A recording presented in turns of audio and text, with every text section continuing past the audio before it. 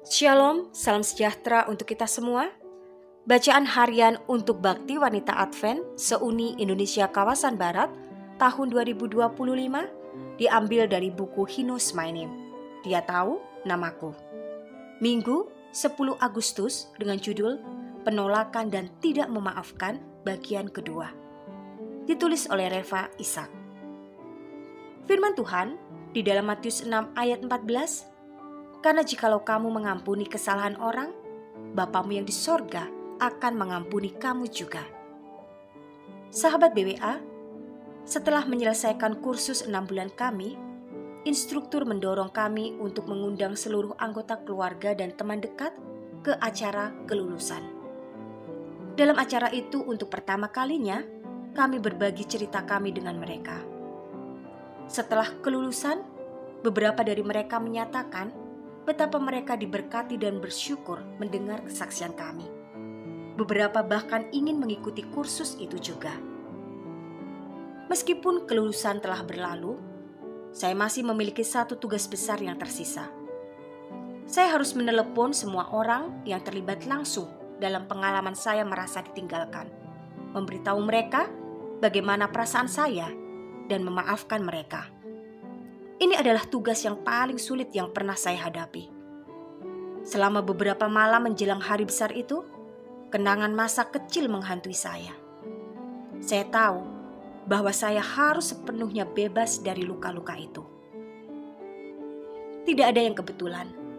Ketika saya menemukan program daring Adventist Youth yang diadakan di Gereja Universitas Karing dari kampus University of the Southern Caribbean, saya menyaksikan seorang peserta berbagi cerita tentang kebutuhannya untuk memaafkan ibunya yang telah meninggalkannya.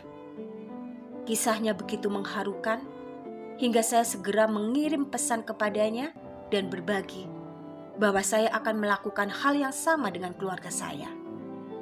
Saya meminta dia untuk mendoakan saya dan dia setuju. Tuhan tahu betapa saya membutuhkan dorongan ini. Malam sebelum hari besar itu, saya menulis pidato pengampunan saya dan sekali lagi meminta Tuhan memberikan keberanian. Suami saya sedang bekerja hari itu, jadi hanya ada Tuhan dan saya. Ketika setiap anggota keluarga datang, saya membaca pidato saya dan memberitahu mereka bahwa meskipun mereka tanpa sadar telah menyakiti saya dalam momen tergelap dalam hidup saya telah memaafkan mereka. Menghidupkan kembali kenangan yang menyakitkan ini sangat sulit bagi kami semua. Namun pada akhirnya, mereka merasakan kasih dan pengampunan saya. Dan inilah yang paling penting. Saya mendengar sisi cerita mereka, dan hati saya yang hancur terasa terhibur. Di akhir pertemuan, saya memberitahu mereka betapa saya menghargai kehadiran mereka dalam hidup saya dan betapa saya mencintai mereka. Sahabat BWA yang dikasihi Tuhan, hari ini saya mendorong Anda untuk mengejar perdamaian.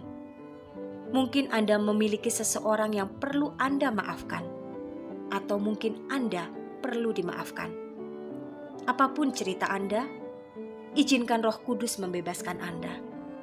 Jika Yesus memilih untuk mengampuni mereka yang menyalibkannya, maka kita juga dengan kekuatannya dapat memilih untuk memaafkan. Amin. Selamat beraktivitas. Kiranya Tuhan memberkati kita semua sepanjang hari ini.